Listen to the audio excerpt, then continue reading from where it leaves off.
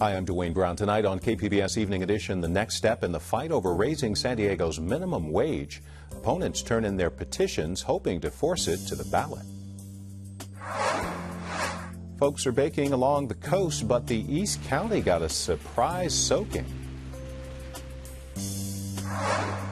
The VA wants to hear from veterans about their health care. I'm Amitha Sharma. San Diego is hosting a series of town hall meetings aimed at improving access. And when does zero tolerance go too far? Critics say some strict policies are creating a pipeline from schools to prisons. And California joins 24 other states protecting bicyclists on the roadways. We'll tell you about the new 3 feet rule. KPBS Evening Edition starts right now.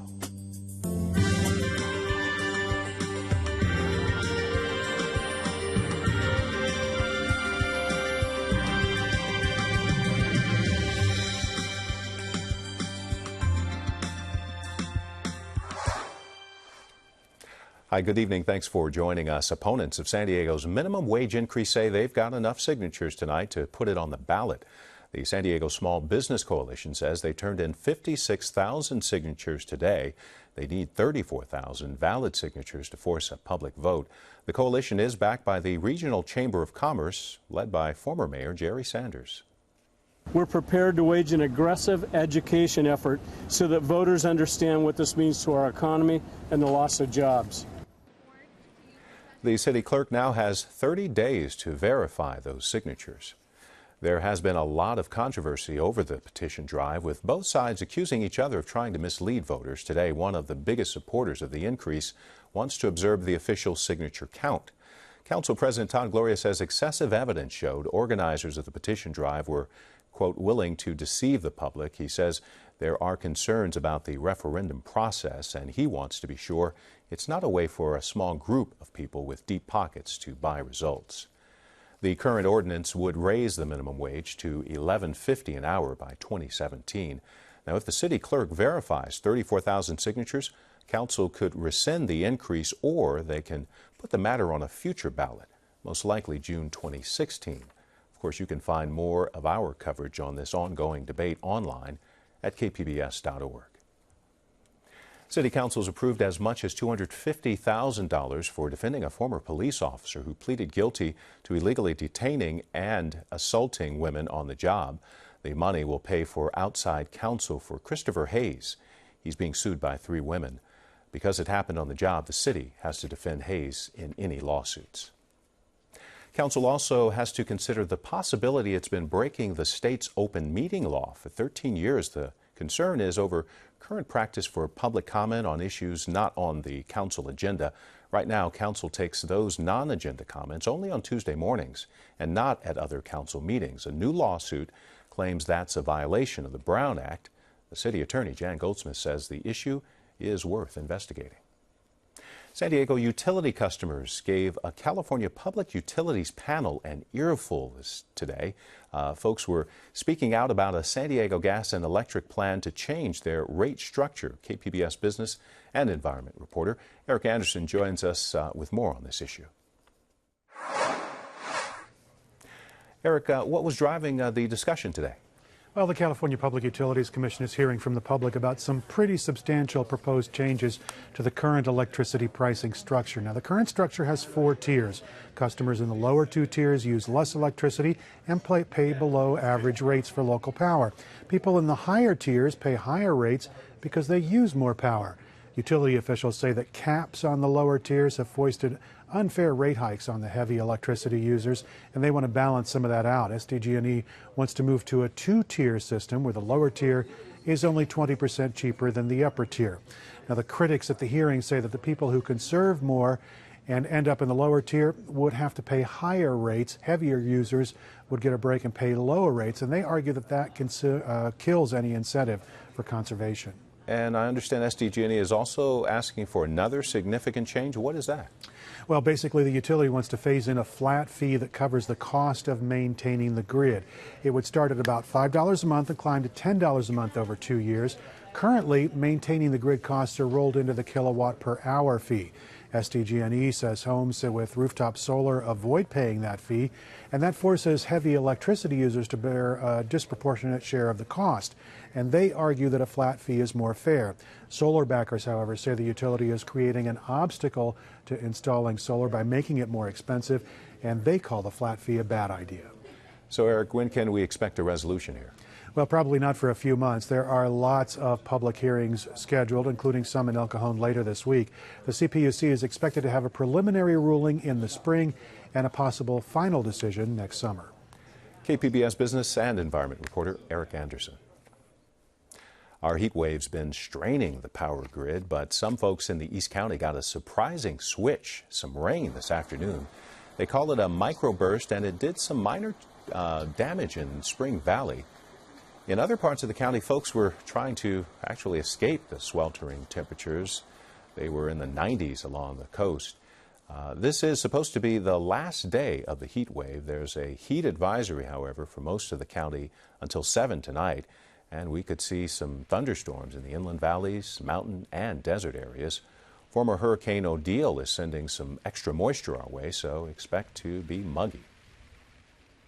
The storms won't bring us much drought relief. Today, Governor Jerry Brown signed a bill to help manage California's water supply by regulating groundwater use.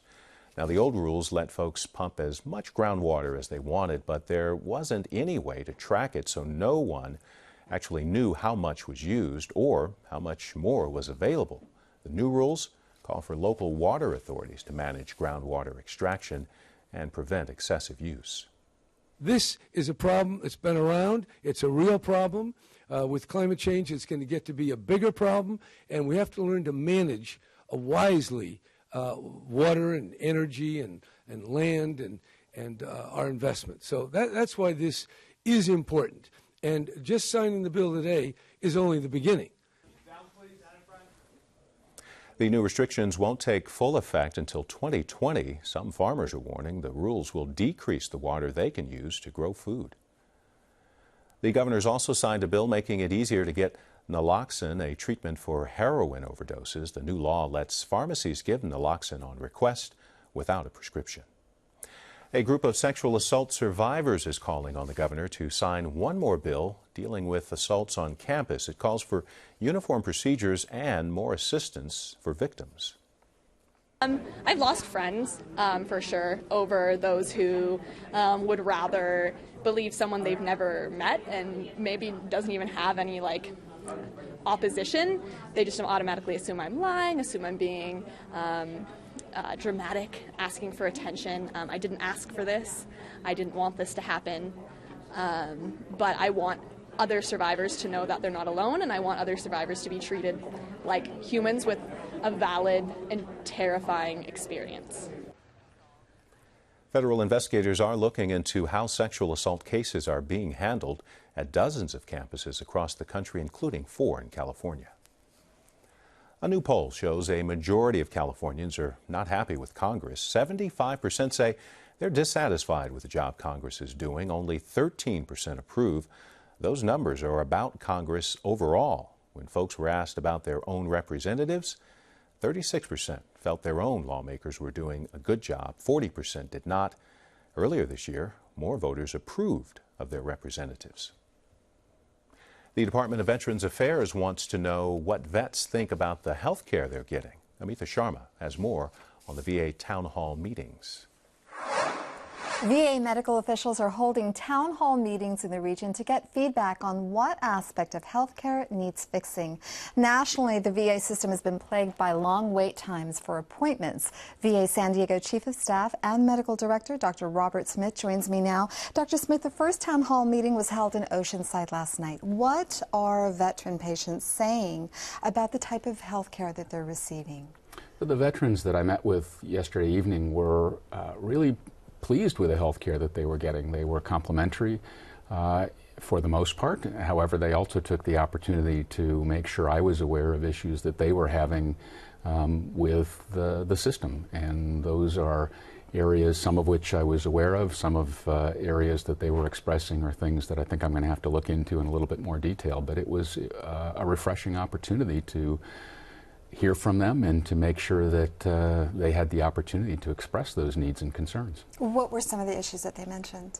Well, one of the concerns which we are aware of is that our call center has had delays in answering the phone in the last short period of time. We know that we lost some staff there and had some staff turnover, and so we were having some difficulties there. There also had issues about how quickly phone calls were returned.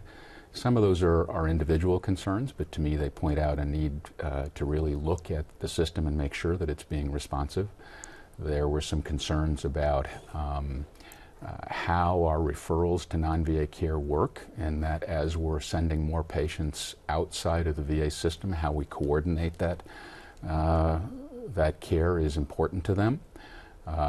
They also had some questions about the disability evaluation processes that take place, and some of those again are individual concerns, but to me they're an opportunity to make sure that we do understand how the system is working for the veterans that we serve and that we're listening to their issues.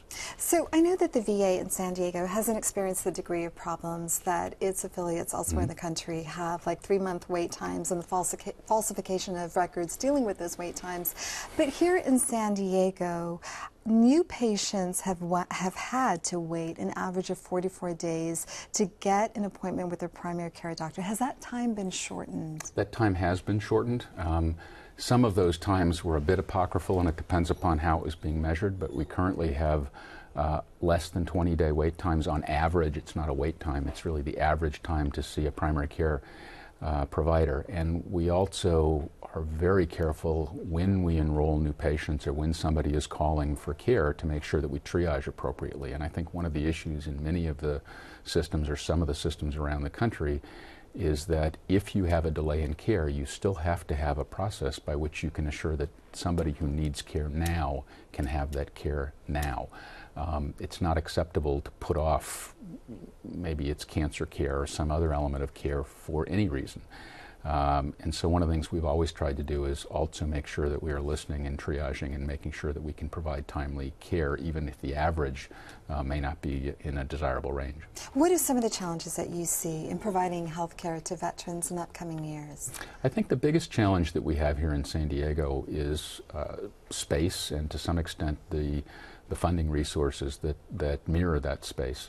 In San Diego in particular, we have had a growth in the veterans we serve, a growth in the numbers of veterans we serve really for a very long time, and that growth rate has averaged 5 to sometimes 10% per year. Although the VA's funding mechanism recognizes growth, it does so somewhat in arrears, and so we're constantly running a budget that's maybe 5 to 7% less than what we really think we need to take care of veterans. So how far will the expansion at the La Jolla Hospital go in meeting that space issue? I think it will go a very long way. Right now, though, we're focusing on expanding services within our existing footprint. But we're also looking to see where we can build and expand as quickly as possible in any areas that we have. So we just opened a new clinic in Sorrento Valley, for instance. We're replacing 6 primary care teams. We currently have, as part of the Choice Act, we received authorization for replacing our Mission Valley clinic with a clinic that's approximately twice the size of the existing footprint, and replacing our Chula Vista clinic with another one that's approximately 3 times the existing footprint. Unfortunately, those projects are anywhere from 3 to 5 years out when they'll finally be realized. And in the meantime, we really have to expand our hours of operation and make sure that we're, again, using our resources as effectively as possible. And where we can't provide care internally, then we really need to rely on our community partners, both through Department of Defense, where we partner with San Diego Regional Naval Medical Center, through UCSD, our affiliate, or through our contacts with all of the other healthcare systems in San Diego. I mean, San Diego has great healthcare, and veterans have to be able to make use of it. And we've got to end it there. Dr. Robert Smith, thanks so much for coming on the program. My pleasure. Thank you. CSU San Marcos and San Diego County are expanding a program to help foster youth go to college. The ACE Scholars Services program started about 7 years ago to help former foster youth succeed at college. Some estimates say as few as 3% of foster youth go to college. The expanded program guarantees admission to Cal State San Marcos, as long as the students meet minimum CSU admission requirements. Julius Williams just graduated from the school with the help of the ACE Scholar Services. He says foster youth can beat the odds. We've established, a groundwork where we can move forward, and we don't have to be, a statistic, someone who couldn't graduate from high school or obtain a degree. We have the means to do this now. Half of former foster youth who make it into college drop out before they graduate, but ACE Scholar Services claims an 88% graduation rate. California's new bike passing law takes effect today. It's designed to reduce car and bicycle crashes and make the roads safer. Over a 5-year period between 2007 and 2012, 960 bicyclists have been killed or injured in San Diego County. The 3 Feet for Safety Act requires drivers to give bicyclists in California at least 3 feet clearance when passing in the same direction, similar to the requirements when overtaking and passing another vehicle on the roadway. Highway Patrol Chief Jim Abel.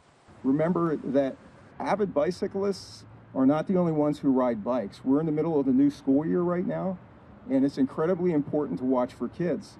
Bicyclists, adults who ride recreationally, are a lot more aware of their surroundings. Children generally are not. California joins 24 other states with the new bike rules, which come with a $35 fine or $220 if a driver hits a bicyclist and causes harm. San Diego Police Chief Shelley Zimmerman says you can avoid being cited by providing a 3 feet buffer zone. The main complaint that we get, no matter what the community is, usually involves traffic. And so our officers understand this law, and we will be going out enforcing it when we see it. Cyclist Mia Bolton says she's happy with the new law, but also realizes it's a two-way street.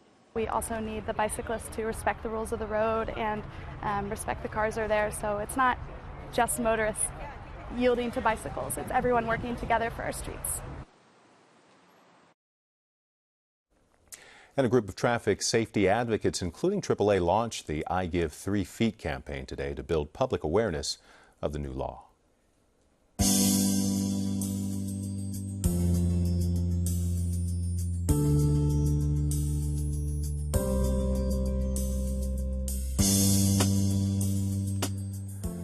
Mourners lined up at St. Joseph's Cathedral downtown today to pay their respects to Bishop Cirilo Flores. The leader of San Diego's Roman Catholic Diocese died of cancer earlier this month. A vigil will be held at the cathedral at 7 tonight, and a funeral mass will be held tomorrow at noon at St. Therese Church in Del Mar.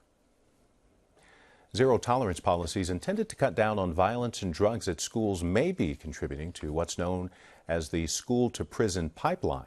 Amita Sharma takes a closer look at the connection. There was a time when if little Johnny smacked little Jimmy in the schoolyard, he got a trip to the principal's office. Today, he could end up in the criminal justice system. Zero-tolerance policies in public schools are resulting in more kids landing in juvenile hall. And studies show poor minority students are getting caught in the so-called school-to-prison pipeline. Joining me are retired juvenile court judge James Milligan and lawyer Rick Barton, who heads the Anti-Defamation League's Education Equity Task Force. Rick, who are the students getting arrested under zero tolerance, and what are they being arrested for?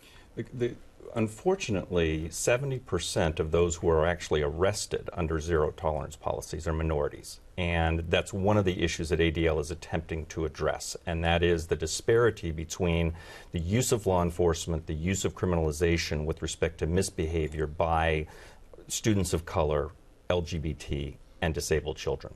And what are they being arrested for? Well, the arresting is only part of the problem, but they're being arrested for a much wider variety of behavior than it used to be. Zero tolerance policies had a very, very good goal, which was to eliminate drugs and guns on campus. Unfortunately, what we're seeing is a much wider application to behaviors such as willful defiance and other types of behavior, which quite frankly should not be criminalized rise should not be the reason for arrests or referral into the juvenile justice system. So, Judge Milliken, don't public schools face a dilemma? On the one hand, they want safe schools. They want an environment that's conducive to learning for the kids who are behaving. But on the other hand, they don't want to create a pathway to prison for students. What can they do? Well,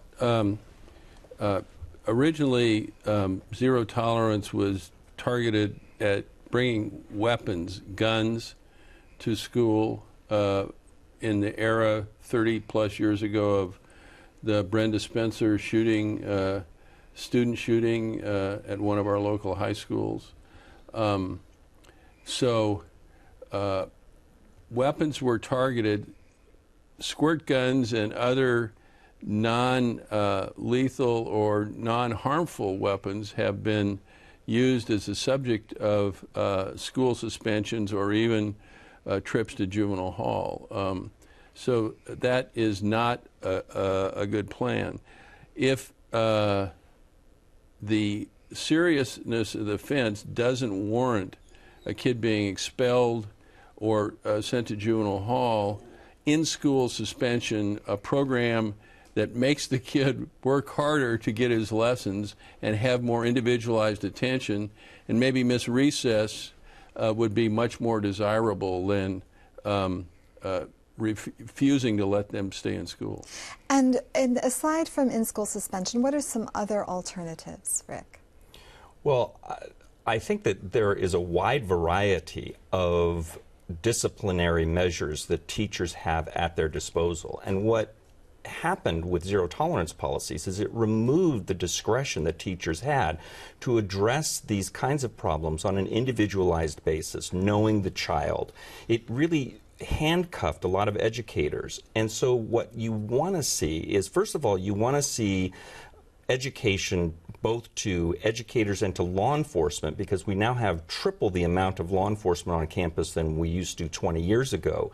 What you want to see is some education for them about better alternatives than simply trying to use law enforcement as the means of enforcing these things, or giving teachers the ability to use disciplinary measures that they used to use very effectively before these zero tolerance policies. So, Judge Milliken, you were a juvenile court judge for years. What's the link between illiteracy and incarceration? Well, I became aware of the problem when we did a wide-range reading achievement test in juvenile hall in the late 90s. And 66% of the kids in juvenile hall who were on average 15-year-old high school sophomores were reading significantly below grade level, below fourth grade level. And so they were unable to read and understand the substantive textual material that they were getting in school. They had stopped going to school and started hanging around the street corners because they were embarrassed by their lack of ability to participate in the programming, and they had not been taught to read. And so those are the kids that get in trouble, and those are the kids that ultimately, if we don't teach them to read along the way, will end up going to prison.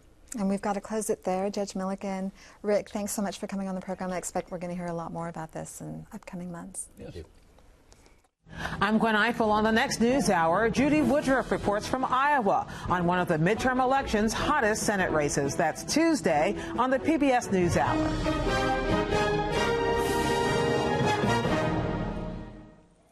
The Costa Film Festival in Carlsbad drew 3,500 attendees during its debut last year, and KPBS arts reporter Beth Accomando says it's already expanding.